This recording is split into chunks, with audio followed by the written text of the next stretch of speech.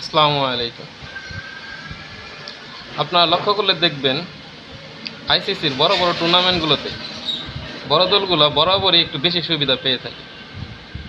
যেমন এশিয়া কাপে ভারত পাকিস্তান ম্যাচে ভারত একটা বিশেষ সুবিধায় একটা ক্যাচ আউট পেয়েছে। অন্যদিকে ছোট দলগুলো বরাবরই একটু সুবিধা কম পেয়ে থাকে। এর একটা বাস্তব আরেকটি উদাহরণ আপনাদের সামনে আমি দেখাতে যাচ্ছি। সেটা হচ্ছে ইন্ডিয়া পাকিস্তানের সাথে খেলেছে 21 তারিখ এবং পাকিস্তানের পরবর্তী ম্যাচ শ্রীলঙ্কার সাথে 23 তারিখ। মাঝখানে 22 তারিখে একটা বিরতি ছিল। অথচ বাংলাদেশের খেলা ইন্ডিয়ার সাথে 24 তারিখ, কোনো বিরতি ছাড়াই পাকিস্তানের সাথে তাদের পরের ম্যাচ 25 তারিখ।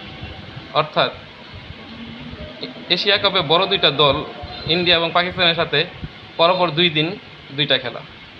এটা ছোট দলের সাথে বেইনসাফ।